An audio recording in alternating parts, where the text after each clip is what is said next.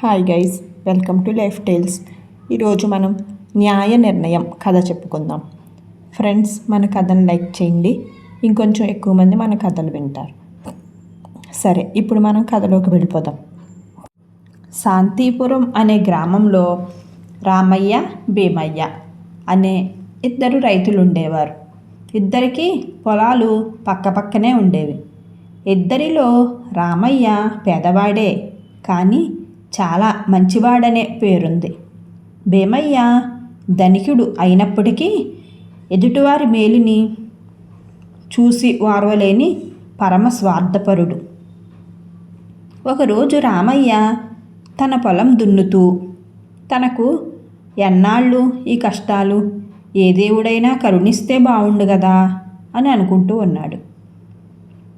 అంతలో నాగలి కర్రుకి పెద్ద రాయి అడ్డుపడి ఎడ్లు ఆగిపోయాయి. రామయ్య పలుగు తెచ్చి రాయిని తొలగించాడు. ఆ రాయి కింద ఒక పాత ఇనుప పెట్టె ఒకటి కనిపించింది. ఆ పెట్టెను తెరిచి చూస్తే పాతకాలపు బంగారు నగలు. రామయ్య ఎంతో ఆనందం ఆశ్చర్యాలతో దేవుడికి కృతజ్ఞతలు చెప్పుకున్నాడు.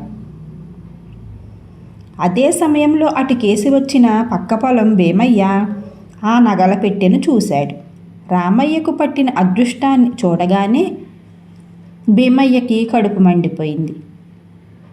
వాటిని ఎలాగైనా కాజేయాలి అనే ఆలోచనతోటి రామయ్య దగ్గరికి వచ్చి, ఏమిటి రామయ్య, నగల ఇలా ఇవ్వు చూద్దాం అంటూ వాటిని తీసుకొని ఒక్కొక్కటిగా పైకి తీసి చూస్తూ, అరెరే, ఇవన్నీ మా అమ్మ నగలు, చాలా కాలం క్రితం పోయాయి.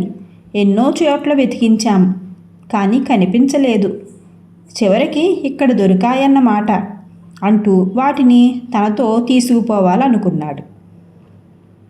వెంటనే రామయ్య ఆ పెట్టెను లాక్కొని, ఇవన్నీ మీ అమ్మ నగలు కాదు, అంతా అబద్ధం. ఇవి నాకు నా పొలంలో దొరికాయి. దేవుడు ఇచ్చినవిగా నేను అనుకుంటున్నాను. నావి అన్నాడు ఖచ్చితంగా.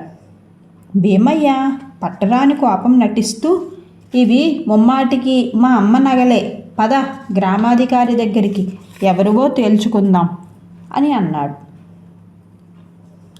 రామయ్య, భీమయ్య ఇద్దరి వాదనలు విన్న గ్రామాధికారికి ఈ సమస్యను ఎలా పరిష్కరించాలో తెలియలేదు.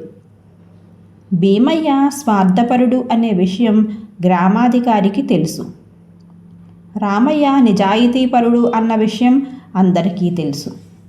అసలు సత్యాన్ని నిరూపించటం ఎలాగా అని ఆలోచించిన గ్రామాధికారి నగల పెట్టెను తన దగ్గరే ఉంచుకొని తీర్పు రేపు చెబుతానని ఇద్దరిని పంపించేశాడు. మరునాడు గ్రామాధికారి తీర్పు కోసం రామయ్య, భీమయ్య ఇంకా గ్రామాధికారి ఎలాంటి తీర్పునిస్తాడో చూద్దామని గ్రామ ప్రజలు కూడా రచ్చబండ దగ్గరికి చేరుకున్నారు.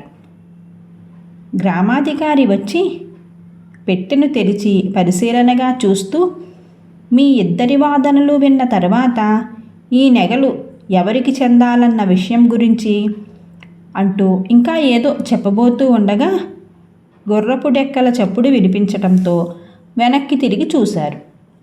2 గుర్రాలపై వచ్చిన రాజభటులు కిందకి దిగి గ్రామాధికారి దగ్గరికి వెళ్ళి, మహారాజు గారు వేటకి వచ్చి దగ్గరలో ఉన్న అడవిలో విడిది చేసి ఉన్నారు, తమరిని వెంట పెట్టుకుని రమ్మన్నారు అని అన్నారు.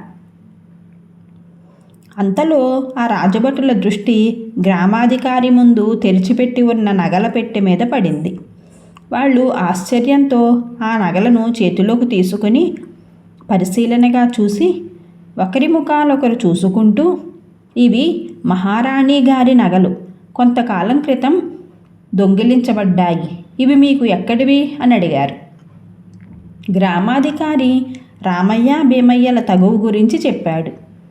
అంటే ఇద్దరు తోడు దొంగలన్నమాట, పదండి మహారాజు గారి దగ్గరికి అని గద్దించి భటులు కసిరారు. భీమయ్య గడగడా వణికిపోతూ గ్రామాధికారి కాళ్లపై పడి, అయ్యా, ఈ నగలతో నాకు ఎలాంటి సంబంధమూ లేవు. ఇవి రామయ్యకి అతడి పొలంలో దొరికాయి. దుర్బుద్ధితోటి వాటిని కాజేయాలనుకున్నాను. అందుకని నావి మా అమ్మవి అని చెప్పాను. నన్ను క్షమించండి, నన్ను రక్షించండి అని అన్నాడు. భీమయ్య తన నోటి నుండానే తన దుర్బుద్ధిని, తను వేసిన పథకాన్ని బయటపెట్టాడు. గ్రామాధికారి, నీ దుర్బుద్ధిని నీ నోటి గుండా బయట పెట్టించాలని నేను ఈ పథకం వేశాను. వీళ్ళు రాజభటులు కాదు, నా మనుషులే. నీవు కావని ఒప్పుకున్నావు కాబట్టి ఈ నగలను రామయ్యకి ఇచ్చేస్తున్నాను. మంచివాణ్ణి వంచాలనుకున్న నీ దుర్బుద్ధికి 100 వరహాలు జరిమానా విధిస్తున్నాను. ఇక మీదటైనా బుద్ధిగా మసులుకో అన్నాడు గ్రామాధికారి. కథ సుఖాంతం.